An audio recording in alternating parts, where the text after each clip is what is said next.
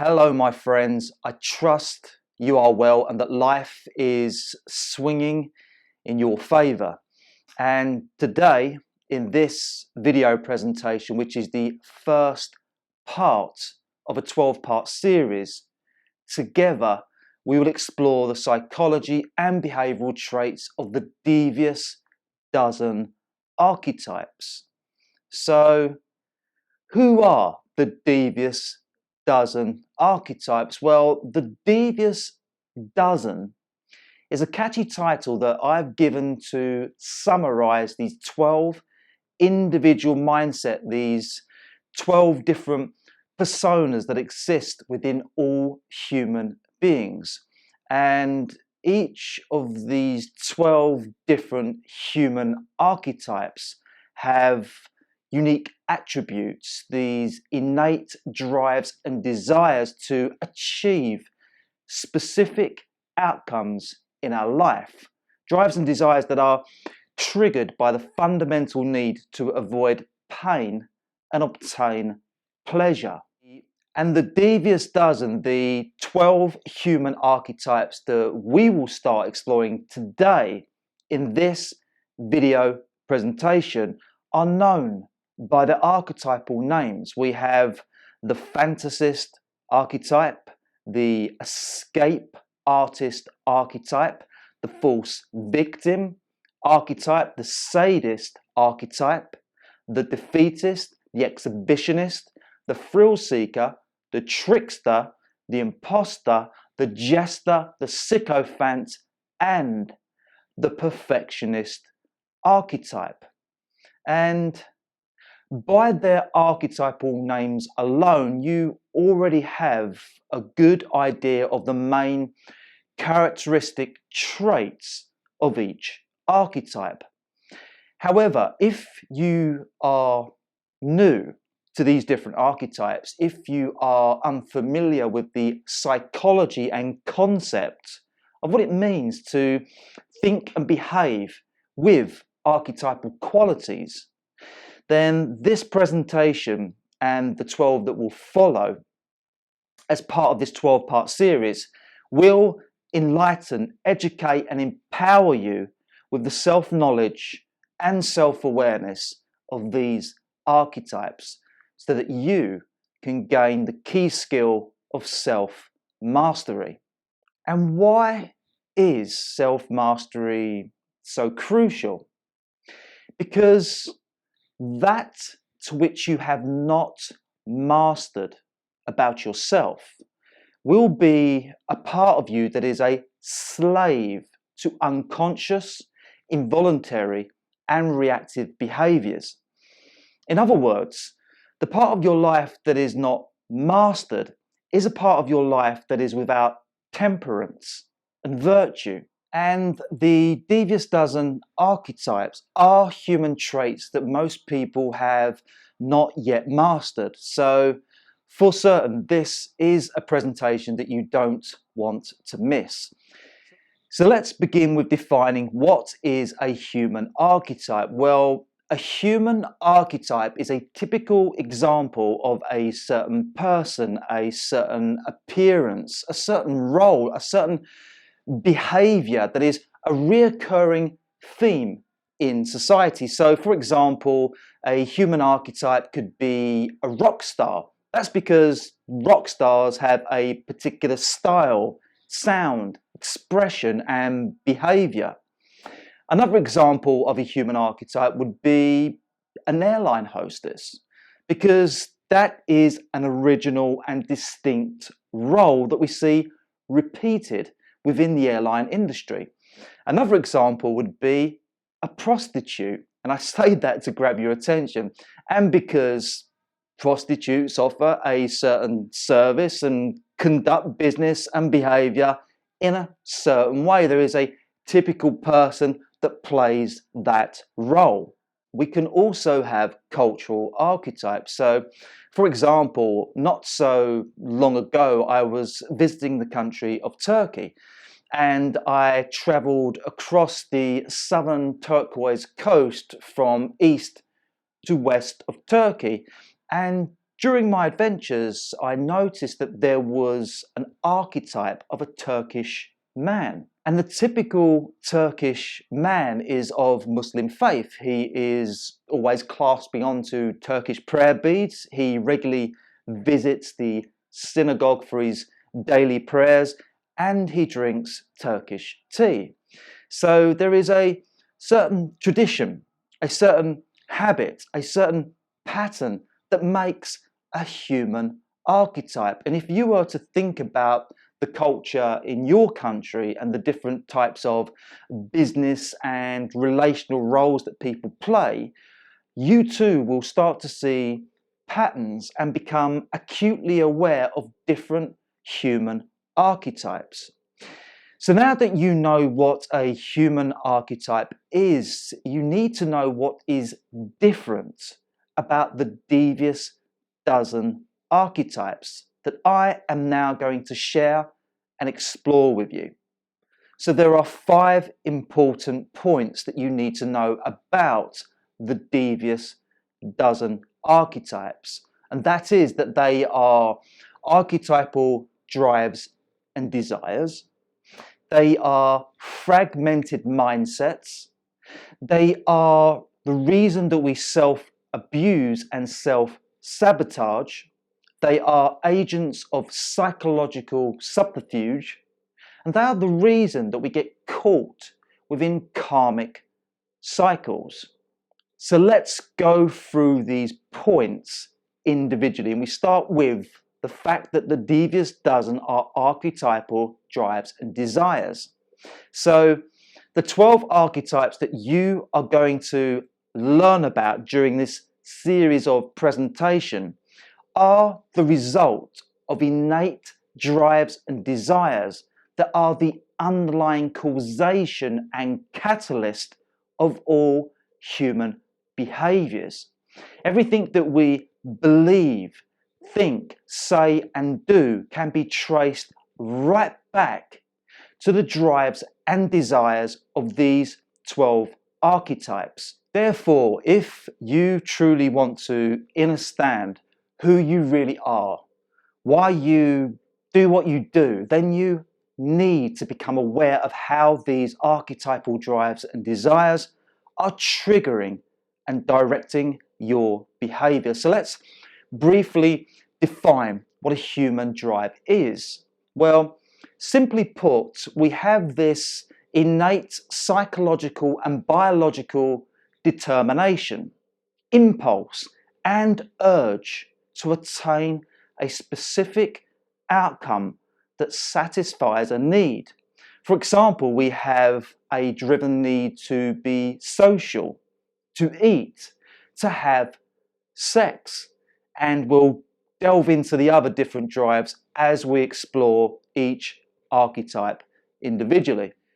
With desire, we have this longing for, this yearning, a void, appetite, this instinctive impulse, a hunger to attain some type of value, pleasure, and gratification that will provide some sort of intellectual, emotional, physical, and even spiritual stimulation and satisfaction.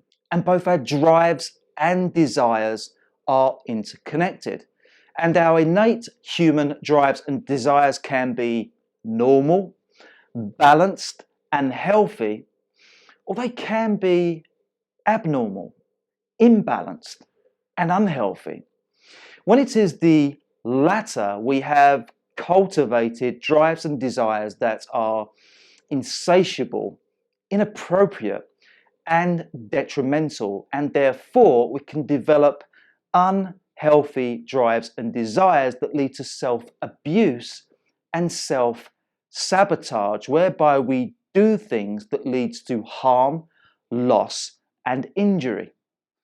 The next point is that the Devious dozen archetypes are fragmented mindsets. And what do I mean by fragmented mindsets? Well, these 12 different archetypes are the reason that we have a compartmentalized mind, which means that the mind is sectioned off into different parts. The mind is fragmented so that one part of the mind is separate to and not aware of the other part of the mind, which means that in one moment you could be in one frame of mind, and then the next you can switch to a completely different frame of mind, and there is no correlation, no conscious link between the two frames of mind, which is very much like having alter egos. Now, when the mind is fragmented, we can have a conflicted psychology. The conflicted psychology develops when we have different thoughts and thought processes that are incompatible, opposed, and incoherent with each other. We can have different thoughts that push and pull and conflict with each other. And when the mind is conflicted with different thoughts, this generally results in self-doubt, polarization, anxiety, and personality disorder, where one is unable to find inner peace and balance because the mind, divided within and against itself, cannot stand with integrity nor harmony. The psychology is conflicted when the mind is clashing with indecision and self-doubt. As you question your existence, your motives, your next move, your decisions, and that's because you are juggling with opposing desires and confused intentions. And this means that you could want and hate the same thing at the same time. You could love something and then soon hate it. You can love and hate the opposing sides of the same thing at the same time. Like I said, it's confusing, right? You see, when the psychology is conflicted, one is unable to be single-minded, certain, confident, and dedicated in one particular direction in life.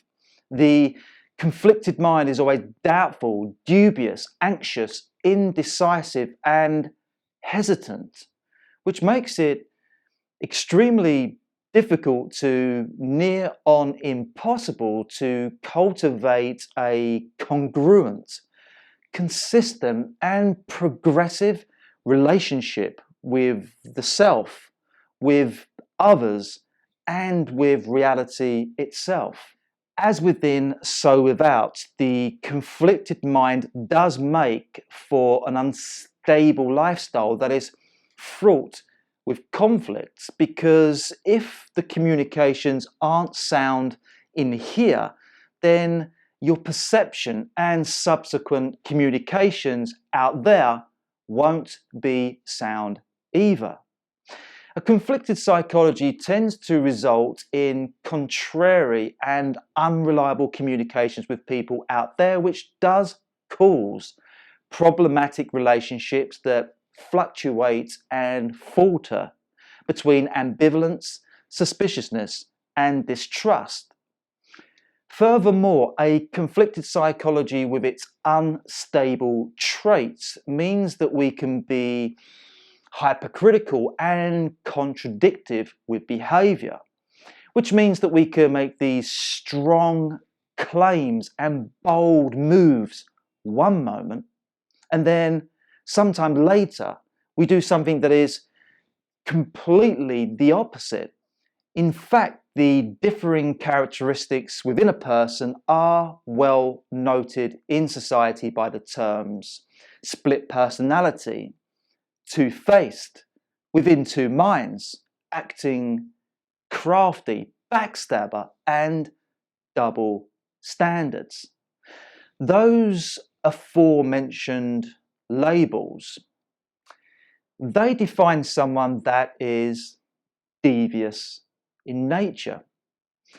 To be devious in nature is to be dishonest in behavior, whereby One can never remain on the straight and narrow for too long, nor communicate with integrity and consistency. And yet, this deviousness is not always an intentional or conscious behavior.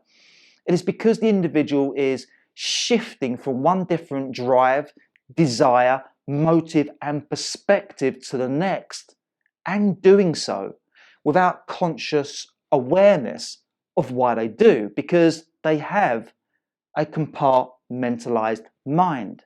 You see, the Devious dozen archetypes that you will learn more about during this 12-part series of presentations, these 12 different archetypes, they are compartmentalized mindsets. They are different parts of the mind that are divorced and isolated from each other. They have opposing and competing drives and desires and incompatible values and beliefs, which means that the mind is often jumping from one mode to the next, and with you being pushed and pulled in vastly different directions. A psychology that is fragmented with different traits, drives, and desires is why people do have a subtle to severe personality disorder, which is another subject for another time. So let's stick with the fragmented mind. The fragmented mind also means that we have demonic qualities. Now, I appreciate that demonic is a strong word with evil connotations. However, the root meaning, which is the actual meaning of the word demonic, is D, which equals take away, and monic, which means the highest degree equal to 1. So if you have a conflicted mind and body that is convoluted with opposing drives and desires, where your mind, perspective, and behavior is disordered and divisive, then your mind and body has transfused into a demonic state. And demonic state means to be incoherent, disordered, and polarized with thoughts and emotions, whereby the thoughts and emotions have become the inner demons that are terrorizing your consciousness into a confused, contradictive, splintered, and reactive state of being. And in this demonic state, one is unable to experience the atonement of inner peace, order, oneness, and wholesomeness. Atonement means to be at one with mind. So let's move on to the next point, which is that the Devious dozen archetypes are the reason why we self-abuse and self-sabotage. Now, before I get into what it actually means to self-abuse and self-sabotage, I will start by saying that the Devious dozen archetypes do have both positive and negative attributes. They can be characteristic traits with bad or good intentions. They can be the reason why we get it wrong or get it right. And each of the 12 different archetypes are traits with the potential to take you further away or closer towards the outcomes that you truly desire in life. Now, when these 12 archetypes are integrated consciously and their drives and desires are harnessed for positive outcomes, then they are no longer devious in nature. They have instead become powerful parts of your psychology that will advance your self-development and help you to achieve your ideal circumstances in any one area of your life. Unfortunately, for most people, these 12 different archetypes are devious in nature, whereby they have developed negative traits that result in self-sabotage and self-abusive behaviors. So what exactly are self-sabotaging and self-abusive behaviors? Let's begin with self-sabotage. Self-sabotage is when we deliberately limit, restrict, obstruct, avoid, damage, or destroy even an aspect of who we are or an aspect of our life. With self-sabotage, we behave in a way that prevents a certain aspect of our character from developing, and we prevent ourselves from procuring the outcomes that we truly need and desire. And if you look at your own life, you will see this to be true. There are certain aspects of your life where you are holding back, where you are not following through, where you are doing things that are making situations worse for you. And these self-sabotaging behaviors are mostly unconscious, habitual, and reactive, which means that you've conditioned yourself, you have conditioned your mind and body to be stuck in this autonomous cycle of self-sabotage. Now let's discuss the term self-abuse. Self-abuse means that we are engaging with bad, immoral, toxic, depraved, sinful, and degenerative behaviors. We are consuming and doing things that degrade the quality of our life. And by degrade the quality of our life, I mean that we are making ourselves poorer, weaker, slower, deficient, disordered, incapable, infirm, and diseased, both mentally, emotionally, physically, and spiritually, whereby the behavior is resulting in some type of personal loss, harm, and injury. And when the psychology is corrupted with self-sabotaging and self-abusive characteristic traits, then the only way is down, on the downward spiral of experiencing negative consequences more than less. And when that downward spiral is compounded over time, this leads to chronic states of anxiety, distress, misery, and depression. The real ugly stuff. And when you study the characteristic profiles of the 12 human archetypes, as I will begin to present to you shortly, it will become very apparent where and how you do self-abuse and self-sabotage in the different areas of your life. Which now brings us to the fourth and perhaps the most important point that you need to know about the Devious dozen archetypes. And that fourth point is that the Devious dozen archetypes are the agents of psychological subterfuge. Let's unpack what psychological subterfuge means. Well, psychology, we know, is the mind, and the word subterfuge means to use deceit in order to achieve one's goal. So psychological subterfuge means that your own mind is deceiving you, tricking you into doing things that will lead to certain outcomes. And in the context of the Devious dozen archetypes, they are devious mindsets that have stealth tactics which are beyond your awareness and control. They use you to get their drives and desires met. That's because the 12 archetypes are shadow aspects of the self. They are unconscious characteristic traits that operate beyond your awareness to obtain their desired outcomes.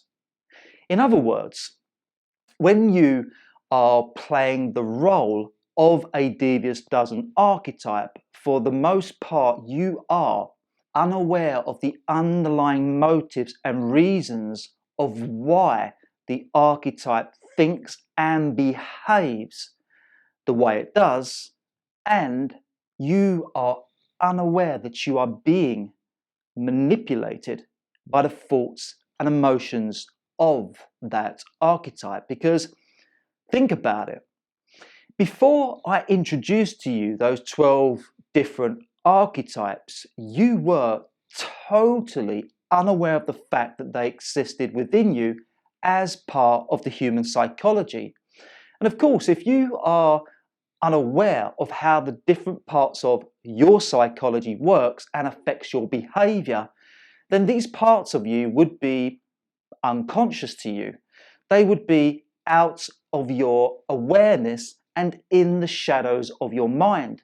You would have no idea of how these different archetypes pull your strings from the shadows. So let's dig a little deeper into this so that it becomes much clearer and easier for you to grasp. The reason that you are unaware of the characteristic traits of each of the 12 different archetypes is because they are unconscious sub-personas. Now let's unpack what it means to have an unconscious sub-persona. Sub-personas are individual aspects of your overall persona, which means that you have the whole of you, and the whole of you consists of these different parts. You have different parts that make up the whole of you.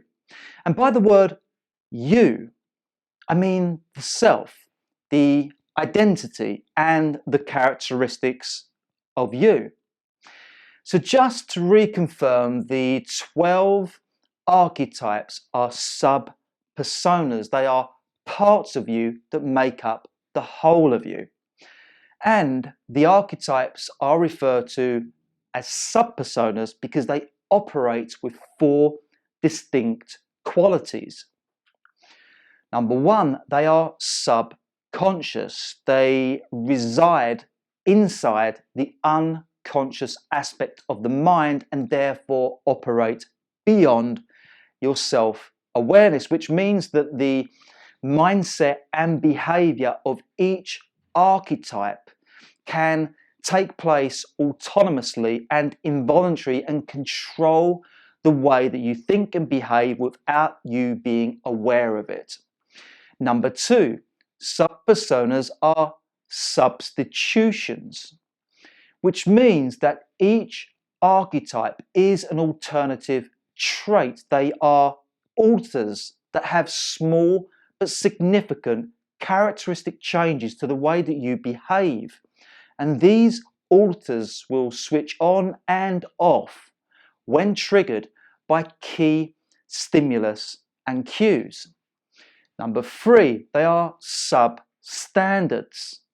The negative traits of each archetype will exhibit low standards and degenerative qualities where they have become problematic and poor styles of thinking and behaving that lead to a poor quality lifestyle. And the final one, number 4, they are subversions. Each archetype can represent a lower self aspect of who you are that undermines your true nature, virtue, and power. They have subverted you into pursuing a life of low values, and thus they prevent you from actualizing your truest, highest, and fullest potential. So, what actually happens when you become one of those archetypes, when your mind and actions are being controlled by an archetype? Well, I want you to visualize that each archetype is positioned at the backstage of your mind. This means that your focus and attention is in front, where you are consciously aware of something, and behind you at the backstage of your mind, in the space of unconsciousness, is the archetype. And the archetype is positioned in the backstage of your mind, waiting and primed to be reactive to whatever stimulus triggers its desires to be, have, and do something. And whenever a particular archetype is triggered, its characteristic traits will take center stage inside your mind, and you will experience this state shift as you become this archetype. You will shift into the archetype's memories, imaginations, thoughts, perspective, and behavioral traits, where there is a specific, a signature performance which animates your mind and body towards a specific outcome. And this state shift is unconscious and subtle, which means that you don't notice that it has happened. As far as you are concerned, you are just being your normal self. Nothing has changed, except for when the state shift happens.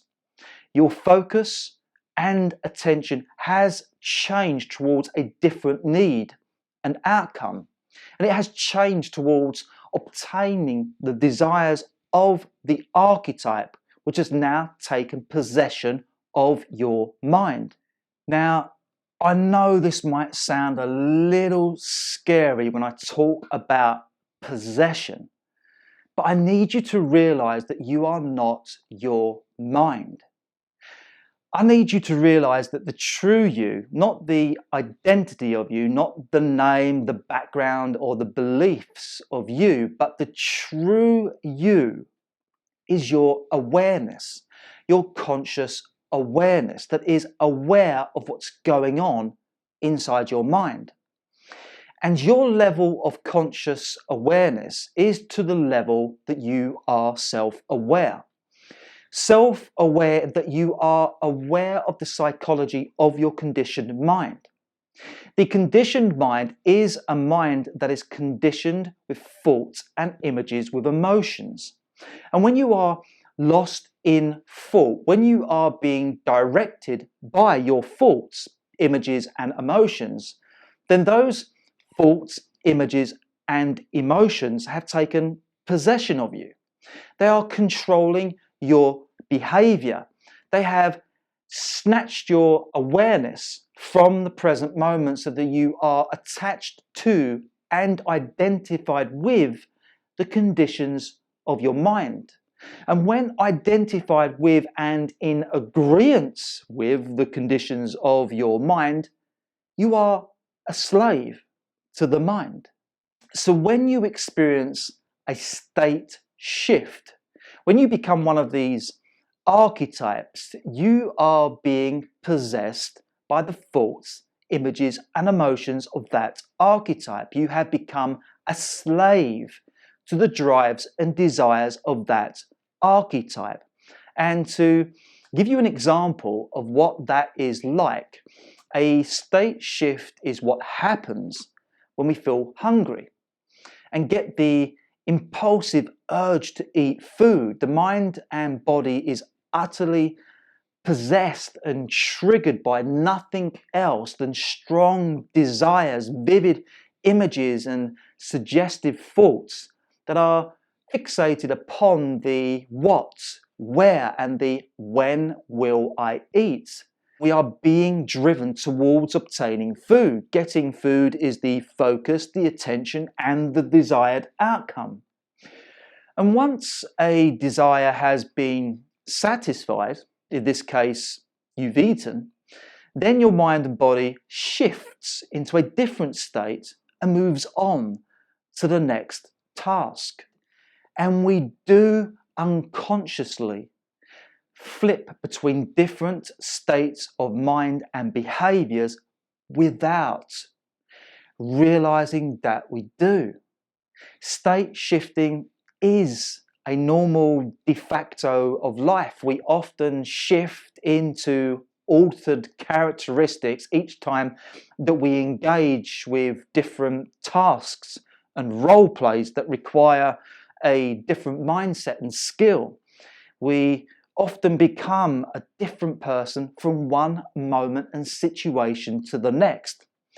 And the reason that we are unaware of these state shifts is because they are fragmented parts of the psychology. They are unexplored parts of the psychology. They are characteristic traits that are separated from each other by a wall of amnesia. And that is exactly what happens with the Devious dozen archetypes, the 12 human archetypes. There is no memory link between each different one, and therefore one moment we could be expressing the traits of the fantasist archetype, and then the next moment expressing the traits of, say, the escape artist archetype, and do so without any awareness or recollection of the shift. And now we move on to the next point, which is the karmic debt cycle. The 12 different archetypes are the reason that we get caught within a karmic debt cycle. They are the reason that we are negligent in certain areas of our life, the reason that we keep burning ourselves like a moth to the flame, the reason why we can't seem to break those patterns of behavior that always lead to the same negative consequences. And we don't change or improve our ways because we get snagged within the karmic debt of our unresolved and undeveloped aspects of the self.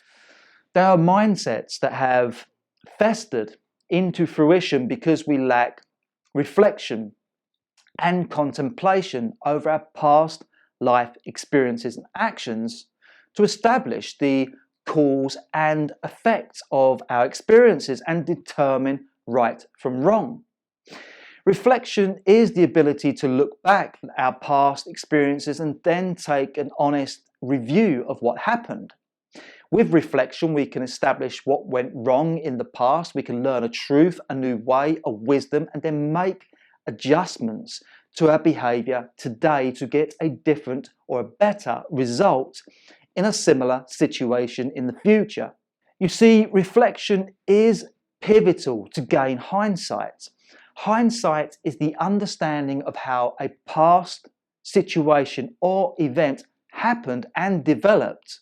And from that, we can establish the cause and effect. Thus, we gain foresight. We know what to do or what not to do next time in the future when addressing a similar situation to ensure a different and better result. Without reflection, there is no connecting the dots looking back. There is no realizing the correlation between cause and effect. There is no establishing the action and reaction. There is no ability to recognize the patterns and consequences of our past experiences, and therefore we cannot gain the foresight needed to predict the dots looking forward.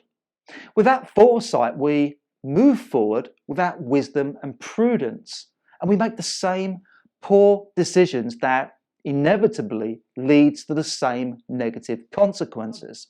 And now that we have explored those 5 important points about the Devious dozen archetypes, let's wrap up this segment of the presentation with a summary so that we can then move swiftly on to the character profile of the first archetype.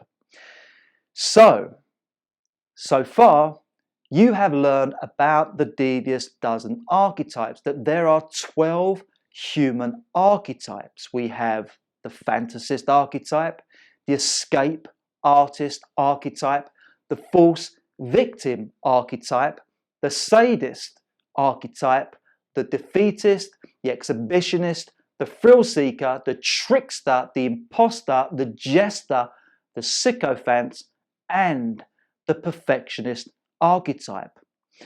And these 12 archetypes represent your core drives and desires that fuel your instincts, impulses, needs, wants, and must-haves.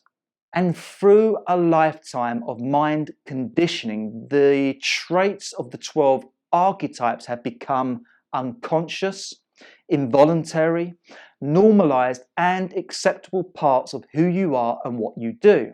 Or otherwise said, they are conditioned behaviors that have taken possession, control, and dominion over your mind and body. You have also learned that they are fragmented mindsets with irreconcilable differences where your behavior can be changeable, fickle, unpredictable, unstable, and hypocritical in nature. You have also learned that the Devious dozen archetypes are also shadow aspects of the self with lower self attributes and can be the reason why you engage with self-abusive and self-sabotaging behaviors that harm, limit, and diminish you. Because the Devious dozen archetypes are survival-based, greed-driven, and they can be somewhat narcissistic, egotistical, and even psychopathic. They can be the reason why we engage with sinful vice, gross misconduct, wrongdoing, and immorality more often than not, and they can bring out the very worst in us. The Devious dozen archetypes are drives and desires that we have to seek out the experiences of pleasure, comfort, and reward. And when we have developed unhealthy desires for consumption and material possession, then we can engage with excessive, dependent, and addictive behaviors. And for the most part, these 12 archetypes are the impulsive, unrestrained parts of who you are that lack the wisdom of better judgment. And therefore, they have a jump before you contemplate mentality. They can be reactive, wild, juvenile, and tempestuous. And as long as the negative traits of these archetypes remain unconscious and reactive, then you will struggle to break through your bad, limiting, and destructive habits. They do wield such damaging power over you because they are sub-personas that take possession of your mind without you knowing. They rely upon your self-unawareness. They are undercover agents of mind control that operate by unconscious stealth to subvert your mind. Without you knowing, the Devious dozen traits can take complete unconscious sovereignty over your mental faculties. They unconsciously predetermine what you will desire, how you will think, where you will go, what you will do, who you will meet, and what you will experience. From the shadows of your mind, they are pulling your strings. The Devious dozen are covert mind predators. They prey upon the selfish, shallow, and ignorant aspects of self.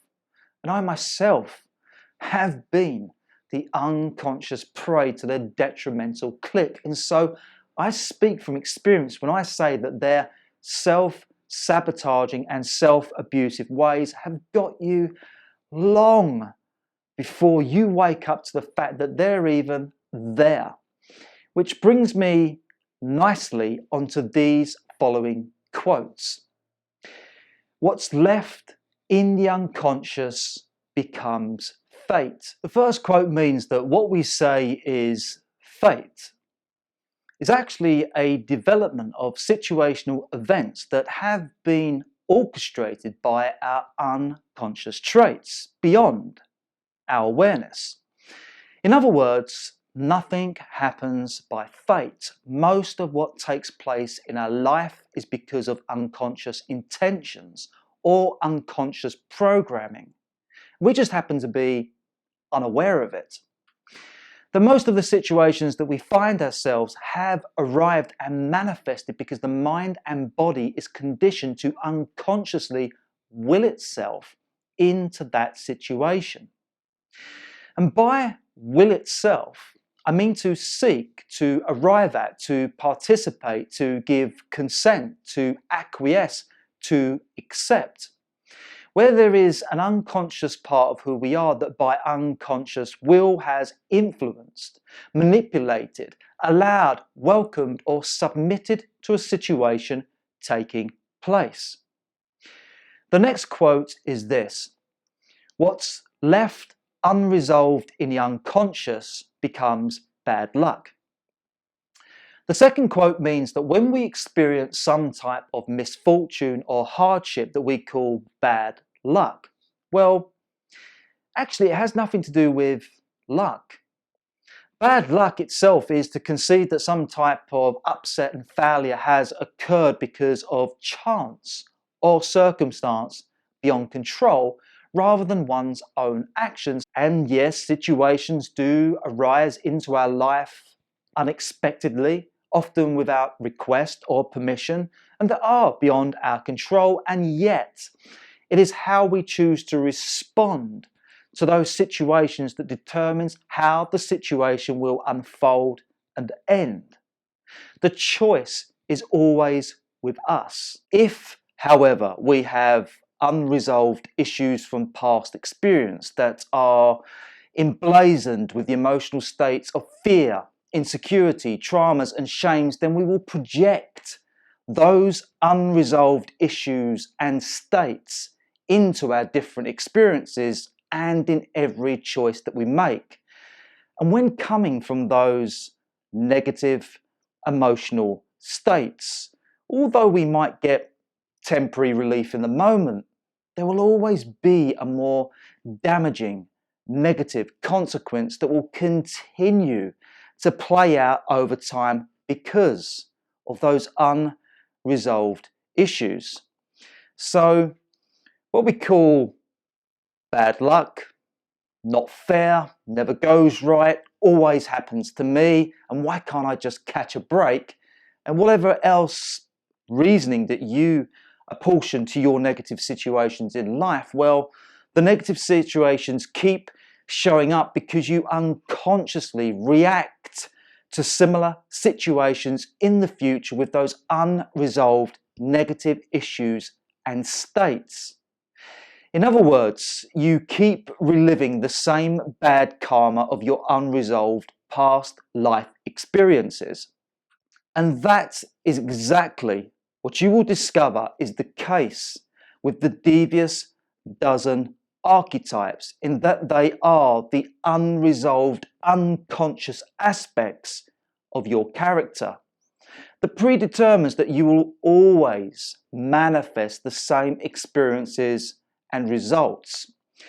And whilst your mind is divided with archetypes that unconsciously lean towards self-abuse and self-sabotage, more often than not, you will never be able to cultivate mental and lifestyle wealth, because to aim for and cultivate your truest, highest and fullest potential, you would need to play the right mind games. You would need the atonement mind that is enriched with optimism, that's coherent and composed with thoughts that aligns with and expresses your true nature, which could never be the case when your mind is fragmented with different archetypes that results in a conflicted psychology that elicits anxiety, self-doubts, indecisiveness, and inauthenticity. So if you are someone that has grown tired of mental anguish that troubles you, if you feel sick and tired of making the same mistakes in life that results in the same negative consequences of harm, loss, and injury, if you are fed up with not getting the things that you truly desire from life, if you want to start making positive breakthrough changes so that you can start rising upwards and onwards towards the most ideal life that you can possibly think of and achieve, then obviously you need to get your psychological house in order. You would need to become aware of and understand your core drives and desires, your thought processes, your behavioral patterns and triggers, your underlying and unresolved psychological issues. And when you learn about the individual characteristic profiles and behavioral traits of the Devious dozen archetypes, you will become more self-knowledgeable and self-aware. You will garner a much deeper understanding of your conditioned mind. And that's what you will start doing in this 12-part series of the Devious dozen archetypes, where together we will explore, expose, and analyze each human archetype. And at the end of this 12-part presentation, you will have a comprehensive understanding of the structure and framework of your personal psychology, with reference points that will become your points of change, so that you will know where and when to implement breakthrough changes in your life and cultivate self-control, so that you can raise your standards and self-improve to become the best version of you. Therefore, would you not agree that it is of the utmost importance that you learn about the Devious dozen archetypes and how they prevent you from becoming the best version of you? If so, then don't miss out on this series of presentations that delves deep into the psychology and behavioral traits of the Devious dozen archetypes. And as you do, everything that you've learned thus so far will click into place and make absolute sense in relation to your personal life.